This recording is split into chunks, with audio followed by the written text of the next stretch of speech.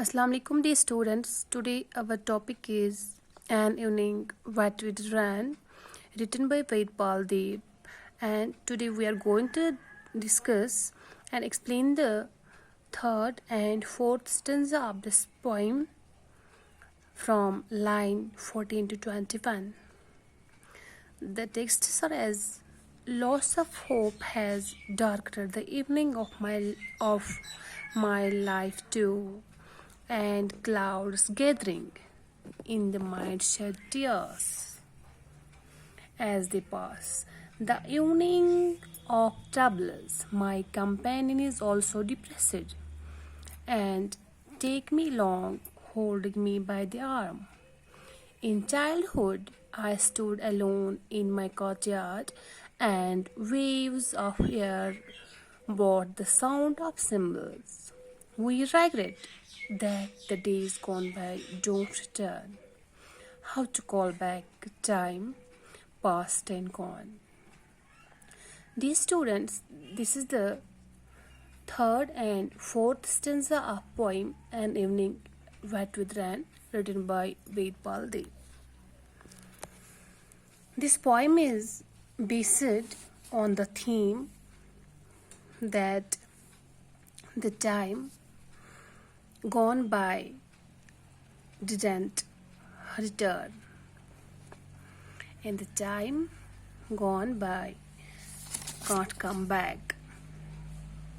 So, dear students, in this stanza, the poet says that loss of hope has darkened the evening of my life too. The poet Vedpal Dev says that loss of hope, कि उम्मीदों के खो जाना, loss of hope, कि उसने अपनी सारी उम्मीदें खो दी थी. The loss of hope has डार्कन्ड the evening of my life to. Vedpal Dev says that loss of hope has darkened the evening of his life. He means to say that he has reached the lost stage of his life, that is old age. No hope has been left for him. शायर कहता है कि वेदपाल दीप हमें कहता है कि उम्मीदों के खो जाने से उसकी ज़िंदगी की शाम जो थी वो स्याह हो गई थी, वो स्याह हो गई है. उसके कहने का मतलब है कि वो अपनी ज़िंदगी के आखिरी मरहले पर पहुंच गया है, इसके लिए कोई उम्मीद नहीं बची है. यानी कि वो किस एज में पहुंच गया है कि मतलब बुढ़ापे पे पहुंच गया, उसे उसका बुढ़ापा अंधेरे से भर गया है. इससे उसका बुढ़ापा अंधेरे से भर गया. किस चीज़ से उसका बुढ़ापा अंधेरे से भर गया? कि उसने अपनी सारी उम्मीदें खो दी है अब. And clouds gathering in the mind shed tears as they pass.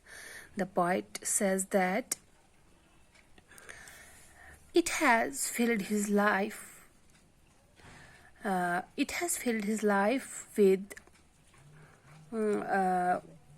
old age. It has filled his life with darkness. The clouds gathering in his mind shed tears.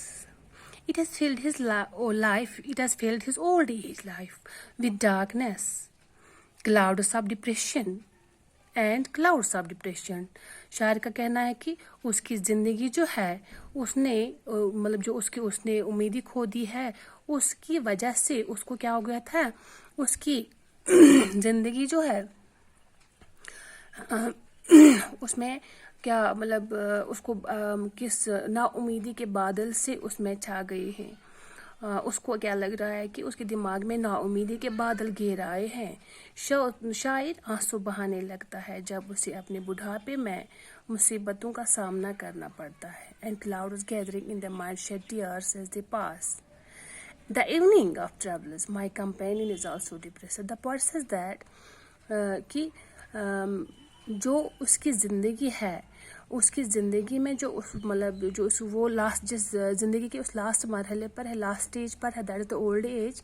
उसमें clouds gatherings in the mind, जो उसकी जहन में जो नाउम्मीदी के बादल घेर गए हैं, नाउम्मीदी के बादल जो घेर आए हैं, اس کی وجہ سے اس کا دل اور دماغ تنگ آ گیا ہے, پریشان ہو رہتا ہے, اور اس کی آنکھوں سے آنسو بہہ جاتے ہیں.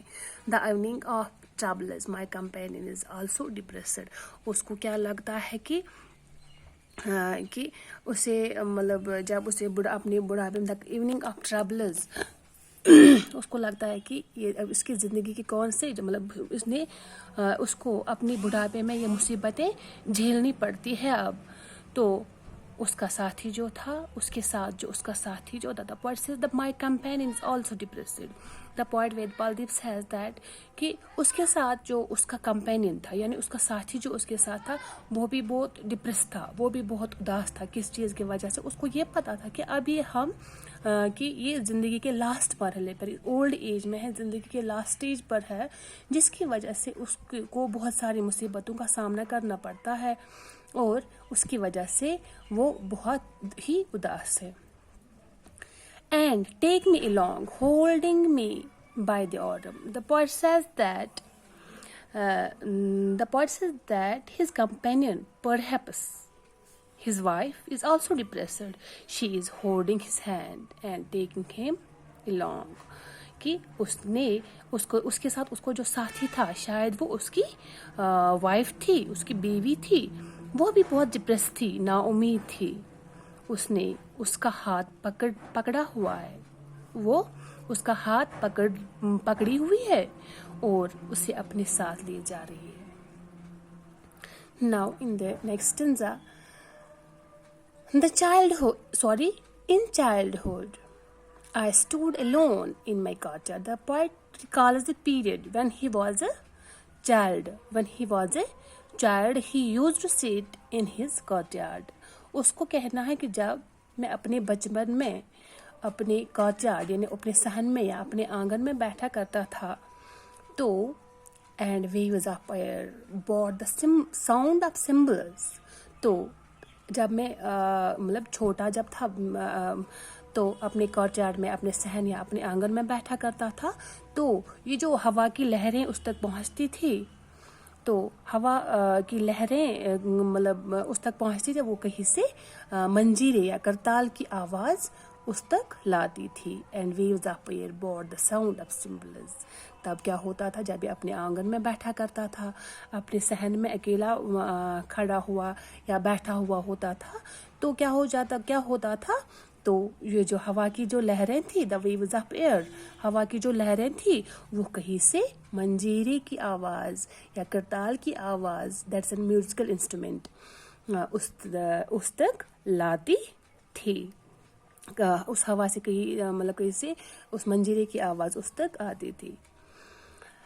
We regret that the days gone by don't return. How to call back time past and gone? The poet in this line, the poet says that the poet feels sad. He said that we regret the days gone by. وہ اس کو کیا لگتا تھا, مطلب وہ بہت دکھی تھا. وی ریگریٹ, وہ بہت دکھی تھا, وہ بہت سیڈ فیل کرتا. The poet feel sad that the days gone by don't return. The poet was feeling so sad that the days, جو دن بیت گئے وہ پھر سے کبھی واپس نہیں آئیں گے. How to call back time past and gone. He finds no وے.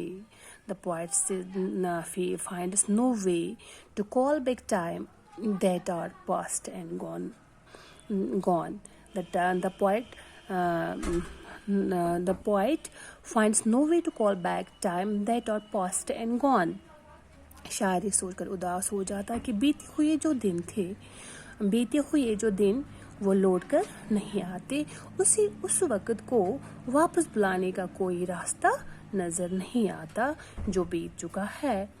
تو شاعر یہ ساری چیزیں اپنے ذہن میں لا کر اس کو ساری چیزیں وہ اپنے ذہن میں ریکال کرتا ہے, کیونکہ وہ اس ٹائم مطلب in the last stage of life, زندگی کے اس مرحلے پر تھا جب اس کو بہت ساری مصیبتوں نے گھیر لیا ہوتا ہے. سو ڈیئر اسٹوڈنٹس, مجھے امید ہے کہ آپ کو اس لیکچر سے بہت ہیلپ مل جائے گی. ہم مطلب پوری طرح سے ساری کنسیپٹس کمپلیٹ نہیں کر پا رہے ہیں یہاں پہ اس چھوٹے سی ویڈیو میں کمپلیٹ نہیں کر پا رہے ہیں. انشاءاللہ ہم جو بچا کچھ رہ گیا ہے انشاءاللہ ہم پھر سے اس کو کمپلیٹ کریں گے اور نیکسٹ ویڈیو میں اس کا باقی پورشن جو رہ گیا وہ سمجھانے کی کوشش کروں گا. نیچے کچھ ڈفیکلٹ ورڈس کے معنی دیے ہیں. Suppose the evening of my life depressed گاڈیال symbols regret gone by. Urdu میں یہاں پہ میننگ میں نے لکھ کے رکھی ہے کہ اس لیے کہ آپ کو سمجھنے میں آسانی ہو جائے. اللہ حافظ.